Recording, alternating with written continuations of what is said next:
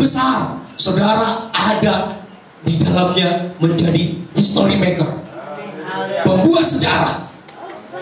Maka siap-siap Bapak Ibu Saudara, nanti kalau diambil foto, buat foto yang paling mantap. Amin. Sebab next time 5-10 tahun yang akan datang, mungkin kita akan melihat kita barangkali gak seperti ini lagi.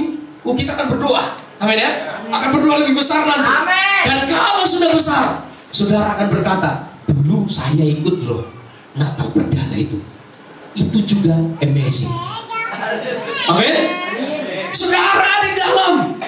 Dan kalau saudara bisa melewati tahun 2015 sampai tanggal 25 Desember ini, di akhir tahun ini, saya mau katakan, mungkin banyak pergumulan, banyak persoalan yang saudara hadapi, tapi saudara masih bisa senyum hari ini. Amen. Amazing. Amin. Saya katakan, kita mengikut Tuhan tidak terlepas. Kita nggak bisa katakan kalau saya ikut Tuhan, apalagi ikut GBI Transpiritan di Kampung Baru Jaya, nggak ada masalah. Saya nggak bisa katakan seperti itu. Tapi saya hanya bisa katakan, saudara akan kuat oleh karena Tuhan. Amin. Sehingga tahun ini akan kita lewati nanti. Nanti saksikan tanggal 31 nanti Desember. Saat saudara berkata, "Nongsal buta, buruk," itu bahasa Robo ya. Kalau ibu nggak ngerti, minta petunjuk Tuhan menerjemahkan. Ada lagu kebangsaan kami, Bu. "Nongsal buta, buruki, komahu puji Tuhaki." Artinya, telah berlalu tahun ini dan Engkau Tuhan yang kupuji. Kenapa kita puji Tuhan? Karena Dia adalah amazing banget. Amin. Dia luar biasa, Bapak Ibu Saudaraku. Dan hari ini kita akan berbicara, kita akan mengupas kenapa disebut amazing grace. Next. Yang pertama, Bapak Ibu Saudara, disebut amazing karena Yesus telah membenarkan kita. Karena Yesus telah membenarkan kita. Karena untuk membenarkan kita lah Yesus rela mengosongkan dirinya. Amin. Karena untuk membenarkan saudara dan saya lah Yesus rela mengosongkan dirinya. Bapak Ibu Saudara, ini amazing banget. Rasul Paulus berkata dalam kitab Filipi pasal yang kedua, nanti saudara bisa baca di rumah.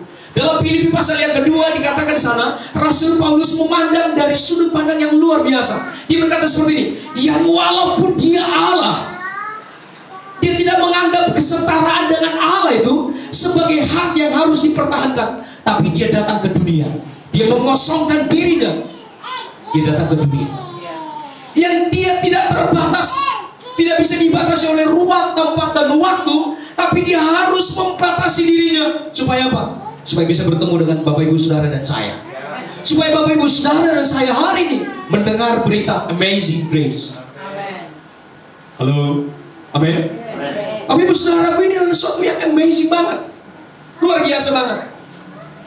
Kita dibenarkan. Yesus yang begitu rupa dalam kitab Wahyu, kalau Bapak Ibu baca kitab Wahyu pasal yang keempat dijelaskan di sana siapa itu Yesus. Yohanes, murid Yesus, murid yang paling muda itu, pada masa tuanya dia dibuang ke Pulau Patmos oleh karena dia mempertahankan Injil.